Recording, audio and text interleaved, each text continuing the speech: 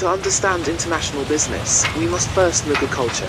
Culture is the invisible rule book that a group of people shares.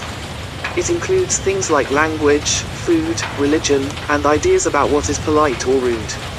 When a business goes global, it must use models of national culture to map out these human differences. The most famous guide is Hofstede's model, which scores countries on distinct traits.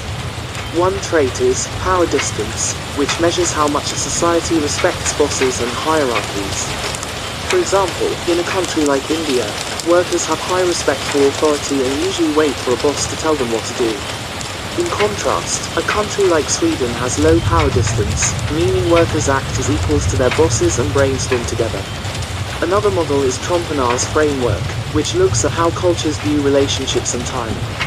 Some cultures focus on sequential time, where schedules are strict and being late is unacceptable, while others view time as synchronous, where plans are flexible and relationships are more important than the clock. The path to global status and changing structures. Companies do not become global powerhouses overnight. They follow a step-by-step journey called the path to global status. As a company grows and spreads across the map, it feels a massive strain, because managing workers across oceans is heavy work. To survive, businesses must change their organizational structures to match their size. A growing company will usually change its shape using these various structural responses. Export department. This is the earliest stage. The company makes everything at home and hires an export manager to ship products overseas. The Human Resource Management (HRM) team barely notices this stage because all the workers are still local. Sales subsidiary. Eventually, the company replaces foreign agents with its own official branch offices in other countries. Suddenly, the HR team has to learn how to hire and pay sales teams living in a foreign land. International division. As sales skyrocket, the company lumps all its overseas offices into one big, international division that mimics the home office. Global product or area division. If the company grows through making many different items, it sets up global product divisions. If it grows by spreading to new continents, it sets up area divisions, like an Asian division or a European division. The matrix structure. This is a highly advanced setup where a worker might report to two different bosses at the same time, like a product boss in America and a country boss in Japan. While this helps share ideas, it can create a lot of confusion and turf wars over who is really in charge. Keeping control across borders. How does a company headquarters keep an eye on a small office thousands of miles away? They use types of control and coordination mechanisms. The first type is formal control, which uses concrete things like budget limits, performance forms, and strict written rules. The second type is informal control, which relies on face-to-face meetings and building corporate relationships.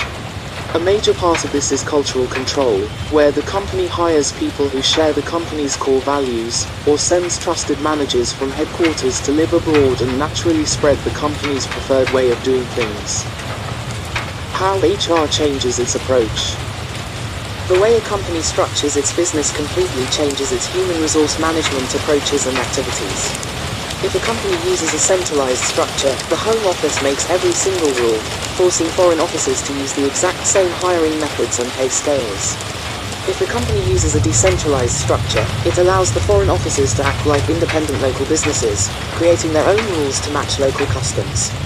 HR must adjust its daily activities, like training and compensation, based on this choice. For instance, if a company chooses a decentralized approach in a country with high inflation, the HR activity for pay must change rapidly to help local workers afford groceries, rather than waiting for a slow approval from the head office across the world. Cross-border alliances, team-ups and takeovers. Sometimes, companies expand globally by teaming up with other businesses. This happens through cross-border alliances, which include mergers, two companies joining as equals, acquisitions, one company buying another, and joint ventures, two companies creating a brand new third business together. The role of HRM is absolutely critical here because most team-ups fail when cultures clash. For example, if a relaxed, casual American technology company buys a very formal, traditional bank in Germany, the employees might clash immediately. The HR team acts like a corporate referee and peacekeeper. They have to figure out how to blend the two different groups, decide who keeps the job, design a single fair pay system, and teach the two teams how to communicate without causing misunderstandings. Small businesses going global. It is not just giant corporate monsters that face these issues. International SMEs, small and medium-sized enterprises, are smaller companies that also try to sell their goods globally. These small businesses face unique challenges because they do not have millions of dollars or giant HR departments to help them. If a small toy company with only 40 employees wants to start selling toys in France, the lone HR manager might have to figure out complex French labor laws, calculate foreign taxes, and arrange international shipping all by themselves.